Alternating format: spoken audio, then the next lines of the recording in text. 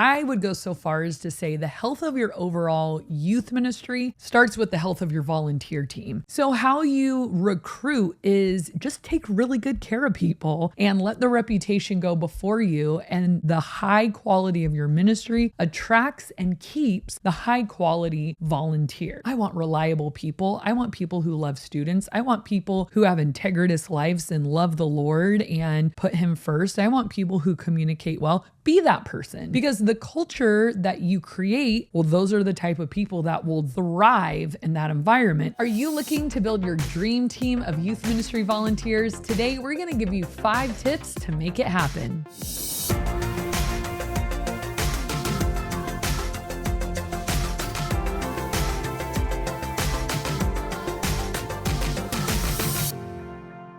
Welcome to the Ministry Coach Podcast, where we give you weekly tips and tactics to help you fast track the growth and health of your youth ministry. My name is Jeff Lascola, and this is Kristen Lascola. And today we're going to answer the question, how I built my dream team of youth ministry volunteers. And it is just that.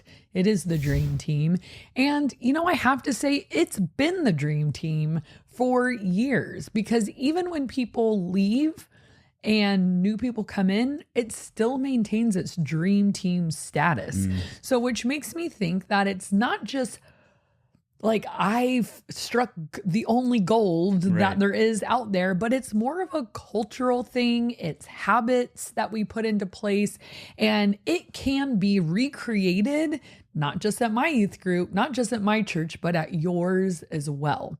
And I would go so far as to say the health of your overall youth ministry starts with the health of your volunteer team, because we know that healthy growth comes from healthy leadership. And that's kind of the core of everything we do. So it's really important that we dial this in and figure out, how do we create not just health in ourselves, but are able to create a healthy environment for all of our leaders, a healthy leadership culture that trickles down to the students. Yeah. And that's what really ultimately shapes your ministry. So I'm going to give you 5 things today that are steps to help you build health in your volunteer team, how you can build your own dream team of volunteers. So number 1, a quality ministry is going to attract a quality team.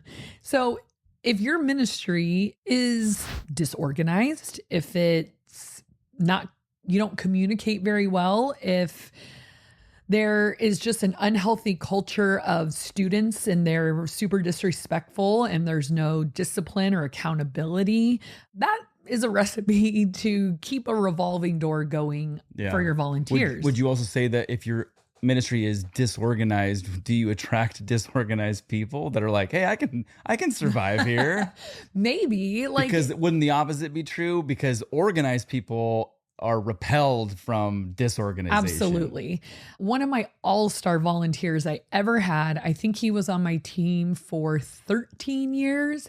I was on your team for that long? Go on. See what I did there. Whoa, that was out of left field. Yeah. You were great. I miss you. I hope you come back sometime. Maybe. We'll see. Because then we'll get to hang out. That'd be fun. No, his name was Zach. Oh yeah. And Zach. I remember he had started because his children were coming into the ministry. Yeah. And he's like, hey, as their dad, I'd love to help out and stick around and be involved. I was like, sure, why not? And he was a great volunteer. And then long after his kids left, he stayed. Mm-hmm. And that's happened at least 4 or 5 other times. And I said, why do you stay? And he kind of phrased it in a funny way, but he's like, hey, you put out a really good product and I like being a part of it. And, he was one of those caliber of people that it's like exactly what you're saying. He was like a super organized, super type A. He would not stick around some rickety operation that was always frustrating him. Yeah. People can put up with frustration for small seasons and stuff like that. But if volunteers are perpetually frustrated and can't be proud of the ministry that they're a part of. And I think that's a really big soundbite there, is like they need to be proud of the ministry they're serving in. Like, hey, I'm on this team. I serve in this ministry. And that is kind of the vibe he was giving me, is like, this is a great product. I'm proud to be a part of it. I love being here. And I've heard other leaders say that too over the years. I'm so proud to be a part of this team. Yeah. Like, I feel like we're doing so many good things and I'm part of that. And I was like, whoa, that's cool from that perspective that they're getting that. And so if your ministry is well run, people who are high caliber will be attracted to it. And then think about this, your reputation. So the reputation of your ministry is going to be a huge piece in building your dream team, because like, take Zach, for example, the guy I was just talking about.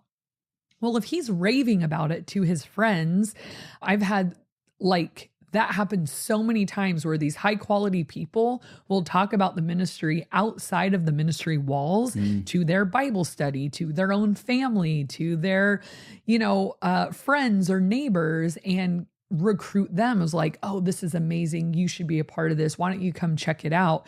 And they bring their high quality people with them. Like I had it was this crazy trickle down effect. So my guys director, Caleb, my associate pastor guy, he's in a Bible study with this amazing girl. And he was like, why don't you come check out our youth group? Well, she came, loved it. She's amazing. Well, then she loved it so much. She has an amazing brother.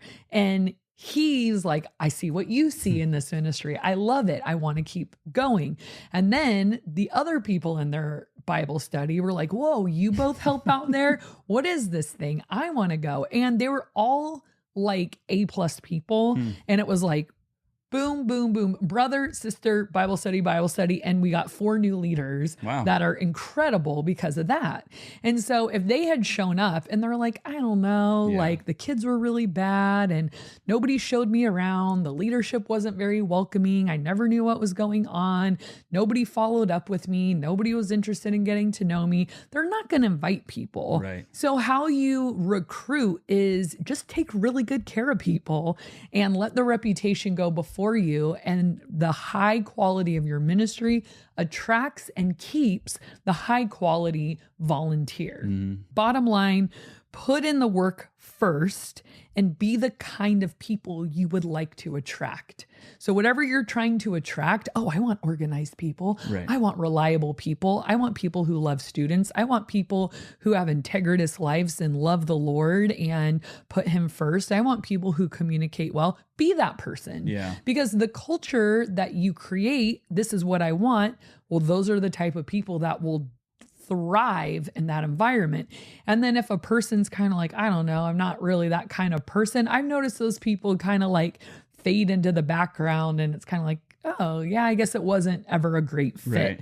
But when you catch them where they're like, oh, I can tell this is a tight ship and these people are close and these people love Jesus, they're like, this is where I belong. Right. You want them to see themselves there. It's like, that's who I am. And I love that, because you're not creating some farce of an image. It's like, this is really who we are, and you'll attract people that match that. Yeah. I'm sure that makes sense. Yes. Right, Jeff? Absolutely. You're a smart guy. Well, I wouldn't go that far, but I could follow it. So that says a lot. We're not ready for you in our ministry yet. You're not smart enough. I got kicked out. No. Well, kind of. Our baby kicked you out. True. When we had a baby. Okay, number 2, make the leaders your focus. We were kind of touching on this before, but if you're going to build a dream team of youth ministry volunteers, they're going to be your focus. Like I said, your ministry is only as good as your leaders. So your relationship with them is something that I cannot overemphasize. You should be working on it every single day. Every work day, every day of the week, there should be some point of contact with not every leader. I'm not saying like every leader hears from me every day, but every day you should ask yourself, it depends on the size of your team. If you only have three people, then maybe it's like a once a week thing. But I like to go through the list in my head of my leaders and I'll think, who do I need to contact? Who do I need to spend more time with? Who do I need to send an encouraging text to? Who do I need to write a thank you card to? And, maybe go out of my way to bring them dinner or coffee, or whose birthday do I need to be celebrating? And I think about them all the time. And I'd say this too, on a very spiritual level, I pray for them and pray and thank God for them all the time, because I never want to take them for granted, and they are literally a gift from God. Yeah. Like the recruitment process I was describing before was like these people just like find us and they kind of knock on our door, and they're the most high caliber people. If I had tried, I couldn't have recruited someone that amazing. Right. And so God literally brings these people. And so if you're in a state of needing volunteers, start praying. I was praying for female leaders, I think like 2 months ago. Ta-da. God was like, I know what you need. You asked me for what you need. Here you go. And I'm fully staffed again. Last year, maybe 2 years ago, I was in desperate need of guy leaders. I prayed and prayed and prayed. 2 months later, I had every spot filled. And so God really wants your ministry to thrive and be healthy. He knows what you need. So make sure that's kind of a stewardship piece too. These people are gifts. These people are blessings to you and to your ministry, because you can't do it without them. Yeah. So take care of them and remember to thank God for them. All kind of in my mind yesterday when I was getting ready, I was making the bed and I was going through their faces and small groups in my mind. And I was like, God, thank you for Andy. Thank you for Matt. Thank you for Jed. Thank you for Liberty. Thank you for Arden. Thank you for Kayla. Thank you for Heidi. And just thinking about them, and just, wow, I'm so blessed. And so that's just even more reason to take care of these people and make them your absolute focus, and then pray for them. So thank God for them. And then on your way home, pray for them. Be that spiritual leader for them as well. I think we always look at them as like, well, they're fine. It's like the kids who need all the help. But don't forget, your leaders want you as their spiritual leader also.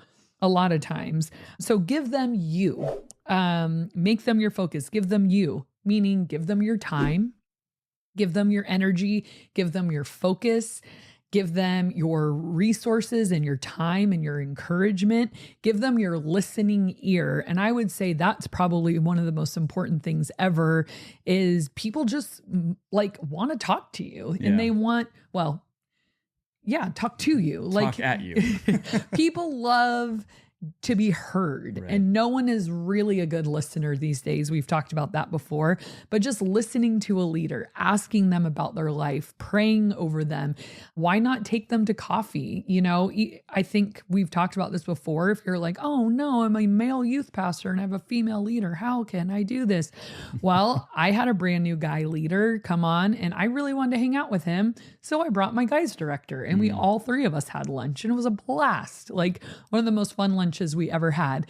And he loved it too. And so I don't know, bring your wife, bring a girl, bring one of your female directors or leaders, go make a day of it, go grab coffee. I don't know, but you could find a way based on your comfort level and all of that, but don't neglect leaders of the opposite gender. Like that's always very sad to me, of like, well, I would be nice to you, but you're a girl. So it's like, come on, we can find appropriate ways to love people, that don't cross any weird boundaries. So be creative of what that looks like for you, but give them you, give them opportunities. I did a series this May called What I Wish I Knew in High School. And it was dedicated to our 8th graders that are promoting to high school.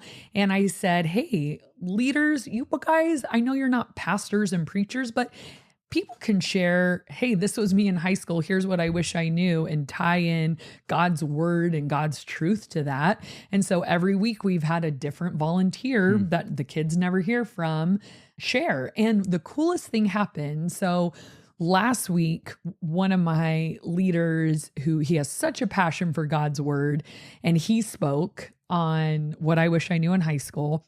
And afterward, him and the guy who spoke the week before him said, we want more. And I'm like, what do you mean? They're like, we're starting a Bible study this summer. Like, we're going to just like meet before a youth group, whoever wants to come.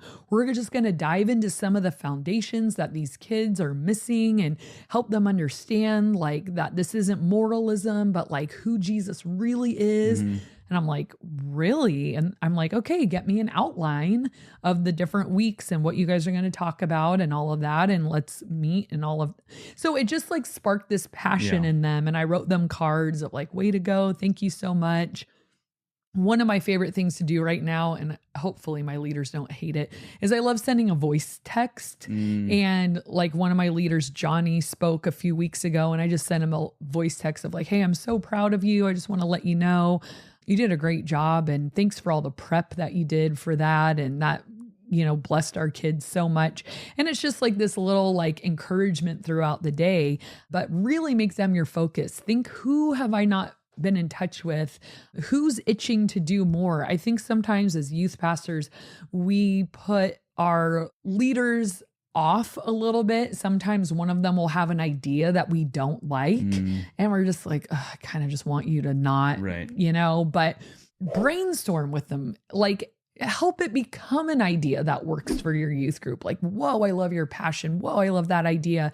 Because people, they have ministry ideas and ministry like passions, and you don't just want to squash them. If it won't work for you, find a way to, like, especially if you have nothing to lose, it's just so encouraging for your leaders to have someone believe in some of their dreams, you know, for ministry. And it keeps them engaged and invested. In some of my best programs and best ideas have come from leaders and come from their feedback and come from their ideas. Just don't get too tight of a grip on, this is my ministry and I have all the ideas and I'm steering this ship, you know, like, but collaborative leadership is so much healthier. Like, yes, we all know you're in charge. Like, it's okay to learn from one of your volunteers of like, whoa, I never thought of that. I think some youth pastors are kind of insecure. And if the idea didn't come from them, they kind of shut it down or they take offense. And I've found myself feeling that way. Like, if someone's like, you know, we don't do enough, blah, blah, blah, I'll take it as a personal attack of like, well, you didn't do enough of this and you should have. And this is a weak point and I need to fix it. But I have to remind myself, no. They're seeing something and excited to address, like, how can we make this better for our students? And I think they want to team up, not to usurp anything.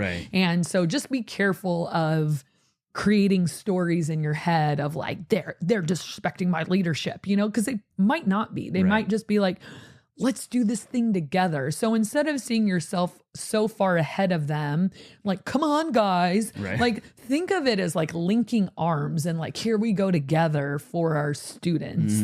And kind of like we're running alongside each other, not I'm running so far in front of you that you can't catch up.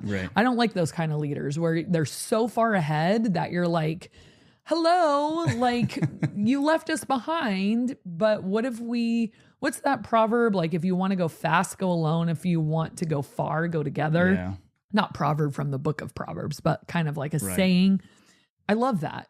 And that is the mentality of giving them you, meaning you might have to slow your pace to be with them, shoulder to shoulder, partnering in ministry, sharing leadership, bringing them along, including them, not leading them from afar, from this ivory tower of I'm the leader. There's very few people, maybe outside of like Steve Jobs, who has all the good ideas. You know, it's always a collaborative effort where, you know, the more voices you can kind of get speaking into the ministry, the better it's going to be, because people are going to see things from a different perspective and have different opinions, different flavors of how they think maybe things should go. And that could also become a problem. So I guess, like you're saying, it's kind of knowing how to rein that in and guide it in the right way. But getting that feedback and those extra ideas is good. Or I find a lot of times too, I like to pirate ideas where it's almost like someone maybe has a good idea and it's like, I like that idea, but what if we even did it like this too? You know, adding to it and kind of like, I don't know. I feel like it's a good way of kind of like just branching out and broadening some of your ideas, for lack of a better word. Deep, good idea. Yeah, I agree wholeheartedly. I think we also can't underestimate how much time this takes. Yeah. So if you tend to be an impatient leader, that's just kind of like, we did that. Okay, move on. This, blah, blah, always looking for the next hill to climb, like thing to do, thing to build, blah, blah, blah, and no one can keep up with your pace. It's not very inspiring. Yeah. Just watching you do all this stuff and we're not included. It's like, so how can we support you? Right. Like, or clean up after you're done, even worse, like where they just give you like the busy peon work and nothing's inspiring. Blow up these balloons. Yeah. It's like, thanks. But including people in the creative process too. Just don't underestimate how much time it takes to give them you, to truly give them you, to stop and hear their ideas, implement their ideas, help them fly, collaborate with them, pour into them, meet with them, encourage them. It will take time and it should, if you want to keep them around, and it's so life-giving for you too. Yeah. I mean, ministry is so much more fun done as a team rather than it's not a solo sport. Right. It's just boring that way, I think. Right. All right, let's move on to number 3, how to build your dream team. Stick around long enough to have your students come back as leaders. Yeah. And man, the moment that hit me, I will never forget. I was like, this is amazing, because they started coming back and they're the best leaders. Some of them are the best leaders I have ever had.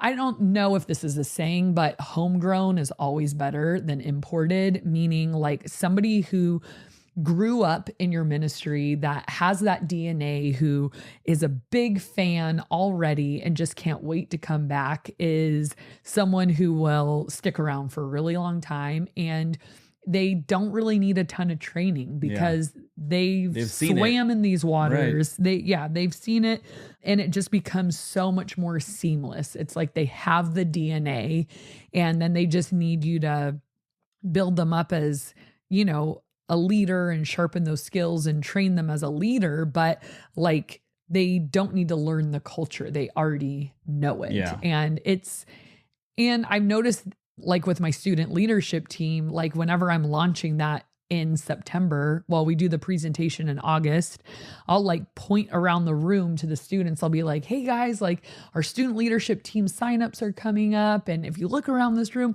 look at that. This person was on that leader and they were on our student leadership team when they were in junior high, and they've grown up to become a small group leader and this and that. And just like students will look around at their leaders like, whoa, you were in student leadership when you were in junior high. It's come full circle. Now you're here. Like, it's a pretty cool thing for them to see, like, you were once sitting where I was sitting. I want to be that. I want to be you. Yeah. So stick around. I think sometimes the hardest time of youth ministry is the first few years. It just is, because you don't have a track record yet. You probably haven't graduated a class yet. You haven't had those people come back.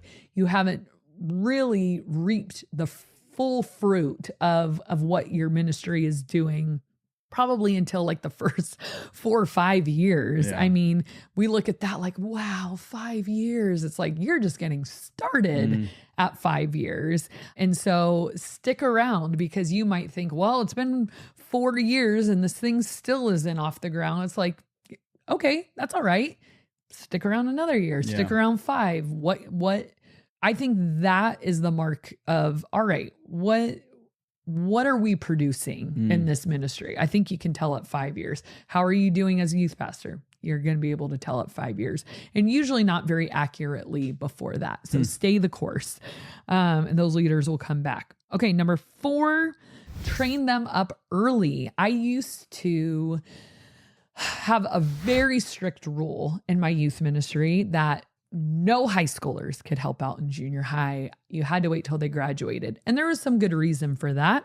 But then slowly over the years, what I've noticed is, I wouldn't like just give a junior, like an 11th grader, just say, here's a small group, bye. Right. But what I realized is, if I train them up early, like put them as juniors in a small group with a very seasoned veteran, I pair them very well, then they have almost 2 years of training before they get their own small group, and the groundwork is already laid, and it sparks interest in these young high schoolers that it's like, wow, I have this steady cycle of, because they're too young to help in high school ministry. And if they don't want to help with little kids, it's like, hey, you're not old enough, mature enough to lead your own small group, but you can learn from someone who's been here for years and they'll show you the ropes. And so building that dream team, I'm like, wow,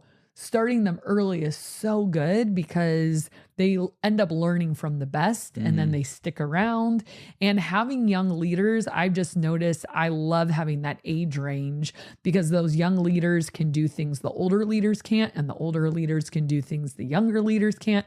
And the students have a different relationship with each one and think the younger ones are so cool and like get so excited to see them and feel so special when they like high five or know me or we hang out or play a game. And, it just creates this really cool atmosphere of like, whoa, the cool high schoolers want to hang out with us. Like they love this ministry. Like it just gives you a little more street cred to your ministry too, of like the juniors and seniors want to be here as leaders, and I have this little joke with my junior hires when they're leaving. They're like, can I come back and be a leader someday? I'm like, yeah, just don't turn into a sketchy high schooler.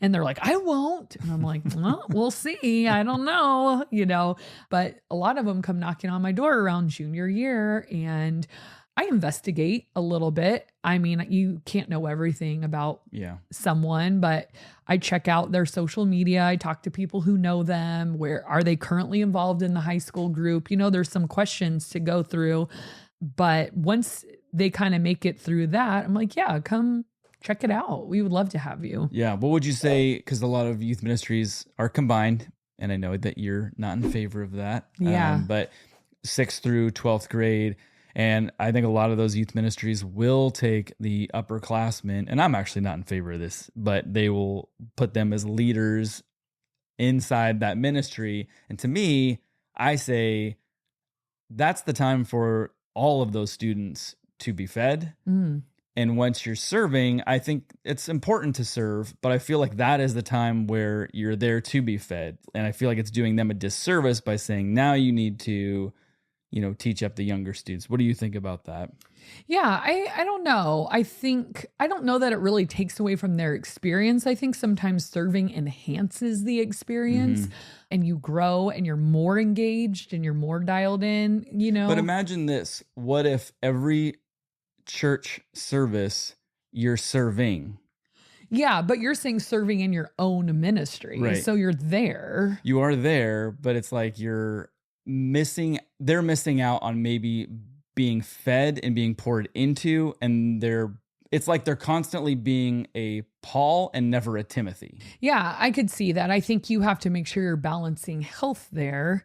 I am not a fan of so there's one thing because see, I think you're saying one word for two different things, meaning serving and leading.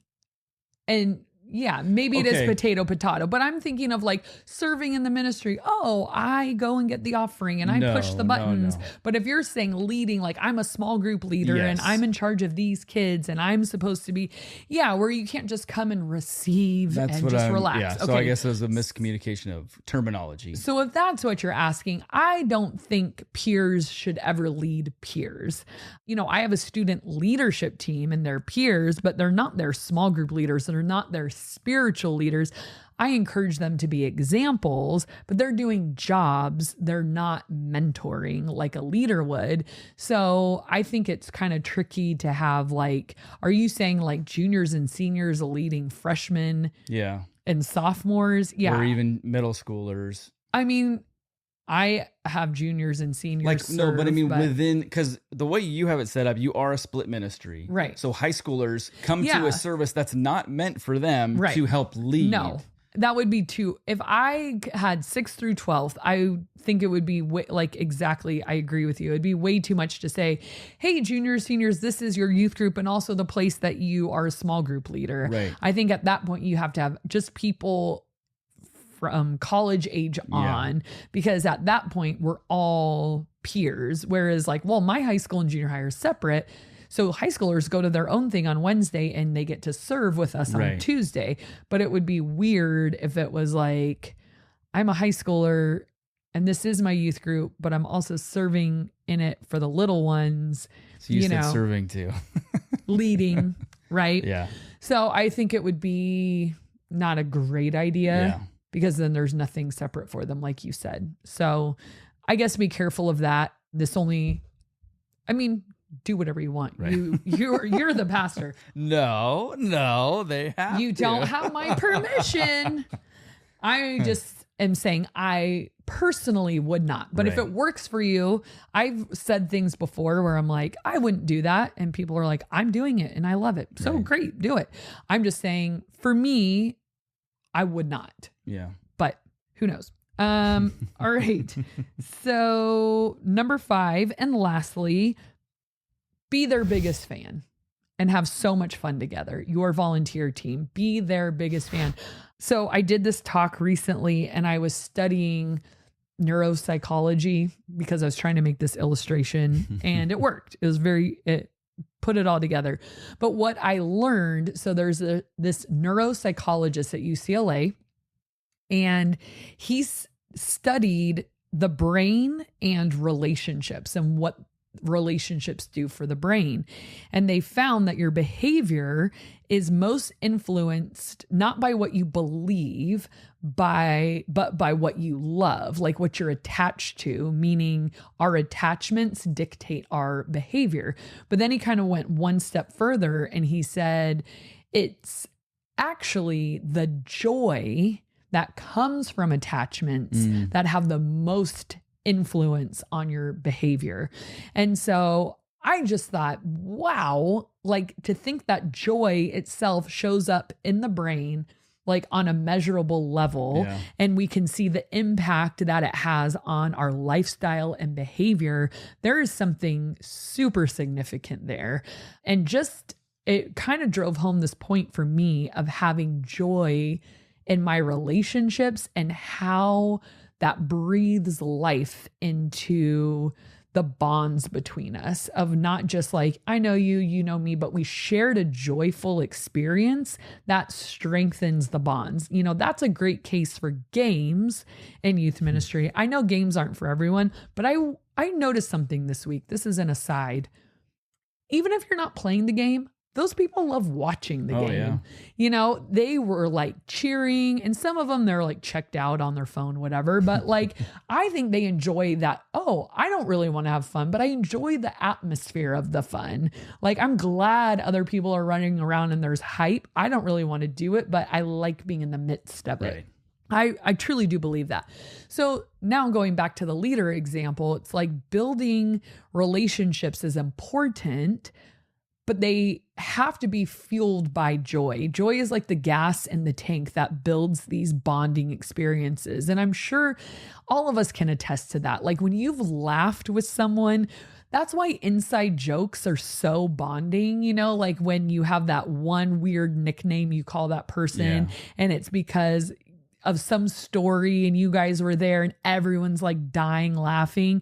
It just creates such joy. Last night when we were putting our kids to bed, we were watching this video that they had made on Jeff's phone, and it was so funny. My sides were aching. I was laughing so hard, and you could just tell the energy in the room changed. The relationships changed. The love grew just by laughing and having joyful experiences together. So don't underestimate its power. Be their biggest fan and create every opportunity to have fun and laugh together. However much we emphasize on this podcast, playing games and having fun with your students, leaders are a part of that, but leaders need their own fun and their own joyful experiences with each other. And so really fold that into your schedule and make that happen, of hanging out regularly, laughing together regularly, playing together regularly. It is such a bonding experience where people are going to connect, people are going to build inside jokes. And, I will say this, like, I think a lot of my leaders stay as long as they do. They love the students, but we all know students eventually leave. And I think the reason they stay and outlive the students is the team. Yeah. I think that's what keeps people. I really do. Because I remember when I graduated my first class of 8th graders, I laid on the couch after church and was like a corpse. I was so sad, and I was just like, oh, it'll never be the same. It'll never be the same. I loved them. We were so close, And so when students come and go, the constant has to be the team. Yeah. And for our small group leaders too, it's like their kids leave. Like they pour their lives into these kids every week. What keeps them from being heartbroken and leaving when the kids leave? They love their students, but the team, I think, is really what keeps them. And I don't know if I've told this story. My security guard asked one of my longest standing volunteers, why do you keep doing junior high? Your kids are out of junior high years ago. Yeah. And she said, Kristen. She's the reason I stay. And it's our relationship. It's being on the team. It's being a part. And I don't say that like she loves me so much. I just think it's like the power of people, like peers and joy and relationship and fun. It's like we can really stick in there with youth ministry when we've got each other, and I look at my team a lot of times. I'm like, guys, I think given our unique personalities and gift sets, we could solve any problem that comes our way together. Yeah. Like someone will know how to do it. Someone will figure it out. Like, I just feel like there's such loyalty and we all have each other's backs and no one's going to let anyone fall and everyone's going to help. And that comes just with major intentionality. Those shared joyful experiences over time create affection that's hard to break. Yeah. It really is. We have such affection and love for each other, even though we're all so different. We're all different ages, stages, genders, and stations in life. We have men and women and young boys and young girls, and somehow we all make it work and we're all close. Yeah. And it's really cool. But like I said, this is not just unique. Oh, well, you found the 25 best people in America. Right. It's like you can really duplicate this, I believe, if people know you're totally for them and you create a place where they can't help but want to be. Yeah. So that's great. That's 5 great tips to kind of keep that momentum going and create this dream team. I think it was making me think as you were talking, we are in Southern California. Surfing is big. I don't surf. You don't surf. I did once. I have surfed. I have surfed. It's a lot of fun. It made me think though, when you're out there paddling, first you're out there sitting for like 40 minutes doing nothing, which is why I hate surfing. But when you actually, a wave is coming, you start having to do all the work paddling and all that. Once you finally catch the wave and pop up, the wave is just taking you in. Mm-hmm. So it's almost kind of the same idea where you're building building this, youth ministry, this team. And then finally the wave starts to create, the momentum and it's pushing. So like when you're saying people are inviting other people to come join, it's no longer you having to do the paddling, having to get all these people. How about you? How about you? Well, come check it out. They're coming to you. That momentum is kind of pushing you in. So just beautiful kind of analogy. Yeah. You know what I was thinking too is, it's almost the dream team. You know what would make it the dream team? Me. Yes. Maybe one day. My little surfer boy. Not quite. If you guys are looking for an episode about how to recruit volunteers, we did one a while back, but it is still pertinent today. Go ahead and check that one out. It is how to recruit the right volunteers. And that's the key word, the right ones for your ministry. I can't paddle out. That's the hardest part. Yeah, duck diving was a little tough. I could never get past the shore break. Is that what it's called? Sure. The wave line. I don't know. And so I would just kind of like wait till a wave came and then I would jump on the board. Like my feet would be touching the ground and then I'd be like, oh, here comes a wave. And I just get up and I could ride it in. I'm like, who has the upper body strength for that? That is a lot of paddling. Felt like I was going to pass out. Yeah, well, if it's your first and only time doing it, I'm sure you have not built up the muscles to do it. I'm not speaking from experience because it was equally as hard for me. Got muscles. Yeah, you do. Guns. All right, I'm going to do a community comment of the day, and we will call it a day. This comes from Sarah-FV8HG, who says, I feel like y'all are putting out content just for me. Oh, thanks, Ministry Coach. are. Thanks, God. Sarah finally found the content we meant for her. We've been doing all of these episodes, 199 episodes just for you, Sarah. So the Ministry Coach for Sarah podcast. You're welcome. I love that when you feel like someone's talking straight to you. You're like, God, is that you speaking through people? Like, I love that. It's exciting. Thank you, Sarah. And thank you guys for watching and listening. And hopefully some of the rest of you got something out of that too. All right, we will see you next time. Are you looking to build your dream team of youth ministry volunteers? Today, we're going to give you 5 tips to do it. And today we're going to talk about how a lot of, Welcome to the Ministry Coach podcast, where every week we're